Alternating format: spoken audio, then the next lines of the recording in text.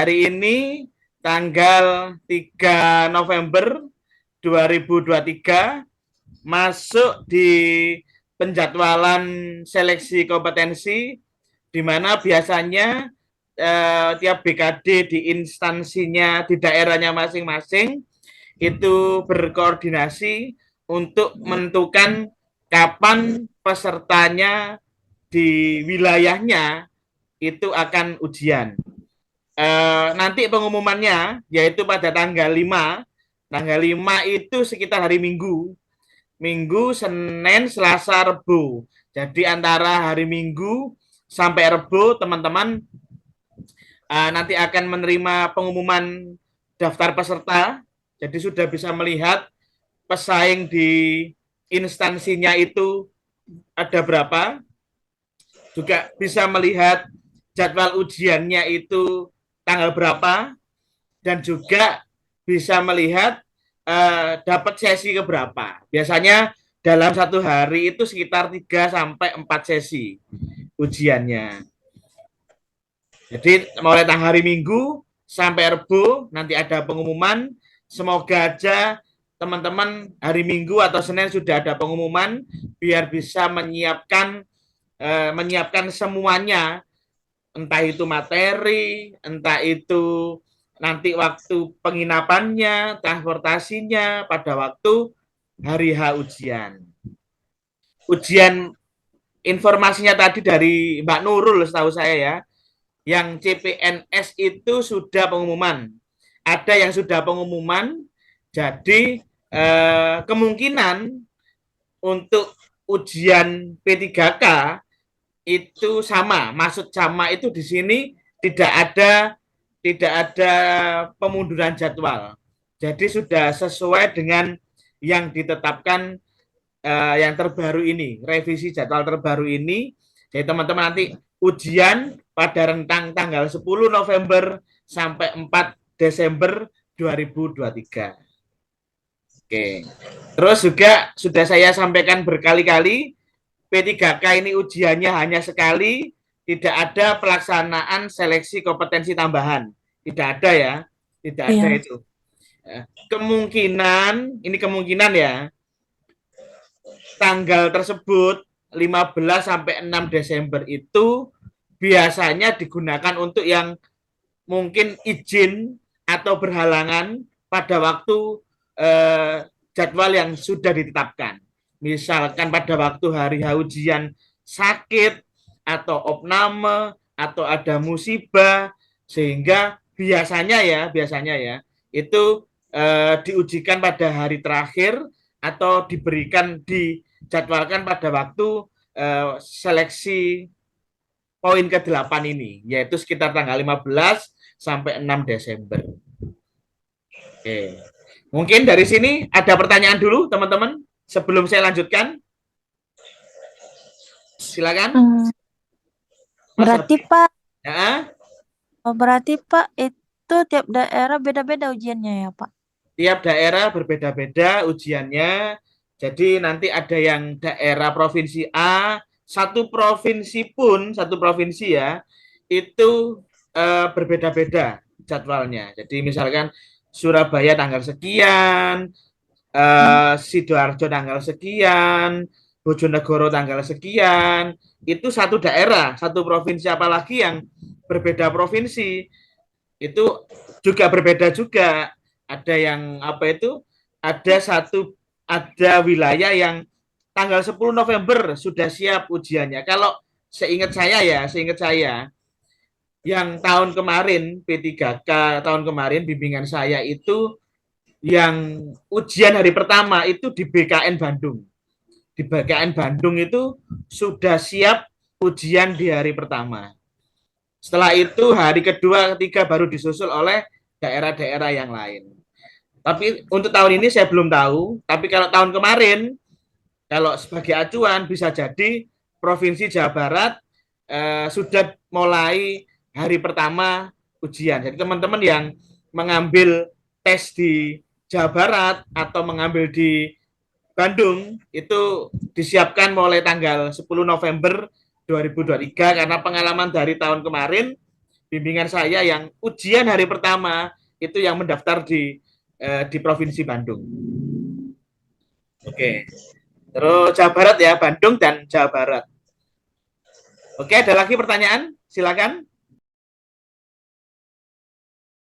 Oke, seperti yang disampaikan oleh BKN kemarin, pada waktu Sitojum juga sudah saya sampaikan bahwa tahun ini diberikan kisi-kisi tentang materi pokok, terutama materi pokok radiografer, di mana kalau dulu tahun 2021 itu hanya garis-garis besarnya saja, seperti persiapan pemeriksaan radiologi, prosedur radiologi, terus pelayanan radiologi, hanya pokok-pokoknya aja. Tapi untuk yang tahun 2023 ini lebih didetailkan lagi. Dan saya ingin sampaikan lagi bahwa kemampuan umum dan khusus di sini itu untuk semua ya, untuk semua formasi umum dan formasi khusus. Tidak ada pengecualian. Jadi jangan sampai punya anggapan saya peserta khusus hanya diujikan kemampuan khusus. Saya peserta umum hanya diujikan kemampuan umum, itu salah ya. Yang benar itu peserta umum maupun khusus itu semuanya mendapatkan soal kemampuan umum dan kemampuan khusus. Kalau saya memudahkan bahasanya, kemampuan khusus itu kalau kemampuan umum itu kan apa namanya garis-garis besarnya, kalau kemampuan khusus itu rinci-rinciannya. Sayang yang di tabelnya radiografer terampil ini menurut saya banyak yang garis-garis besar. Kalau teman-teman lihat yang D4 itu kemampuan khusus sama umumnya lebih tertata secara rapi. Kalau umumnya misalkan ya pemeriksaan MRI gitu.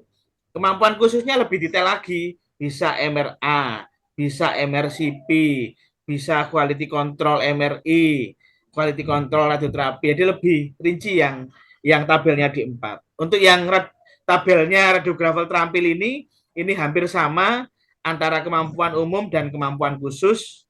Dan yang terpenting yang teman-teman pelajari di mentoring ini itu sudah sesuai dengan yang ada sesuai dengan kisi-kisi BKN, hanya perlu ditambah materi CT scan ya. Hanya perlu tambah materi CT scan. CT scan yang mendasar saja.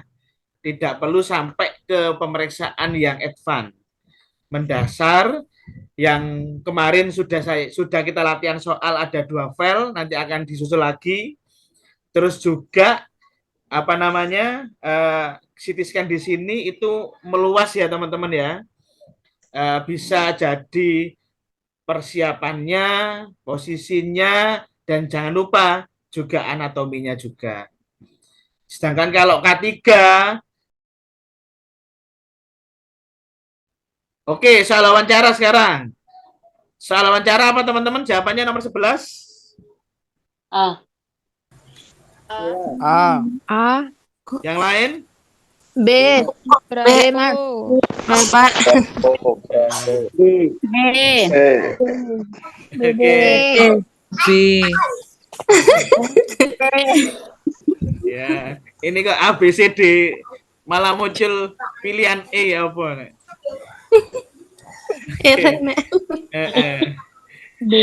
Oke, jawabannya B ya. Bebek ya. Di sini kan kita apa itu kita cocok dengan teman yang ketemu di tempat latsar. Latsar itu apa namanya? Latsar itu kayak pelatihan buat yang mau CPNS ke PNS. Jadi diklat dari CPNS ke PNS. Jadi apa namanya?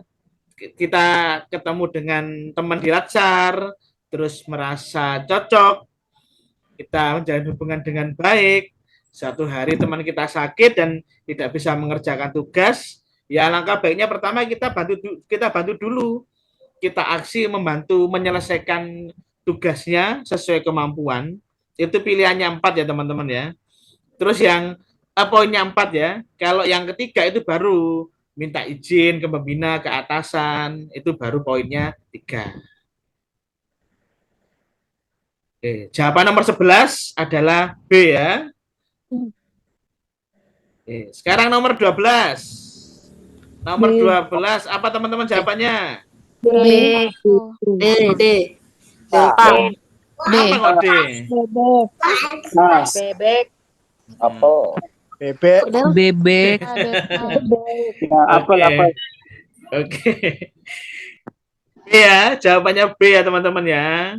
Jadi kalau apa namanya, jangan lupa kita tetap mengutamakan adab, mengutamakan sopan santun dengan cara mendahului kata maaf dan langsung memotong pembicaraannya. Terutama tadi apa namanya,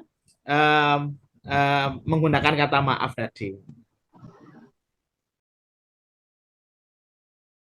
Adalah 6 ya, 6 milisievert untuk mahasiswa. Ini ada aturannya ya. Mahasiswa tadi saya lupa ini. Saya tipu juga, mohon maaf.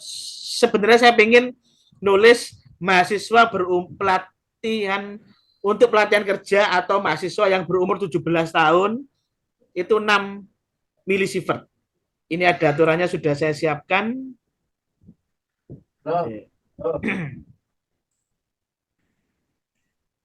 Nah, ini ya teman-teman ya, kelihatan ya. Jadi ada 2 macam ya teman-teman ya. Mahasiswa dan mahasiswa pelatihan kerja pelajar pokoknya umur 16 sampai 18 itu 6 milisievert ya. 6 milisievert. Tapi kalau ada mahasiswa pekerja pelatihan kerja yang berumur di atas 18 tahun itu sama kayak pekerja radiasi seperti kita, 20 milisievert.